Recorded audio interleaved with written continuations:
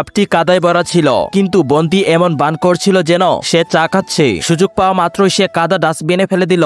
এরপর সে তার সেলের দেয়ালের কোণে একটি ছোট গর্ত ঘুরতে শুরু করলো। যে কাদা বের হয়েছিল তা 2 তলা উপরে তুলে নেওয়া হয়েছিল। তারপর ছাদের ভেতরে একটি খালি জায়গায় লুকিয়ে রাখা হয়েছিল। কিন্তু একদিন হঠাৎ করে অনেক জেলরক্ষী এসে হাজির হলো। পুরো জেলে কঠোরভাবে তল্লাশি করার নির্দেশ দেওয়া হলো। প্রত্যেক বন্দীকে মাটিতে ফেলে দেওয়া হলো। পরিস্থিতি বুঝতে পারার সাথে সাথে 2 জন বন্দী তৎক্ষণাৎ তাদের সেলের দিকে ছুটে গেল, কারণ ছাদের গর্তটি এখনো পুরোপুরি বন্ধ হয়নি এবং যারা ভেতরে খুঁড়ছিল তারাও এখন বেরিয়ে আসতে পারেনি, যাতে রক্ষীদের কোনো সন্দেহ না হয়। সবাই তাদের নিজ নিজ দায়িত্ব গ্রহণ করলো। কেউ গিয়ে অন্য ঘরে পোস্টার ছিঁড়তে শুরু করলো, কেউ রান্নাঘর থেকে ডিম এনে দিল, আবার কেউ ইচ্ছাকৃতভাবে জেলে ছোটখাটো দাঙ্গা শুরু করলো যাতে বাকিরা সময় পায়। অন্যদিকে যারা সেলের ভেতরে ছিল তারা দ্রুত মাটি সংগ্রহ করলো। তারা এটি একটি ব্যাগে ভরে নিল। তারপর তারা পোস্টারটি টুকরো টুকরো করে ছিঁড়ে একটি বালতিতে রাখলো। তারা সে বালতিতে এক বোতল জল ঢেলে দিল, সমস্ত ডিম যোগ করলো, কিছু মাটি এবং কিছু ময়দা মিশিয়ে দিল। এর সাথে তারা একটি ঘন পেস্ট তৈরি করলো। তারা এই পেস্ট ব্যবহার করে সিলিং এর গর্তটি বন্ধ করে দিল।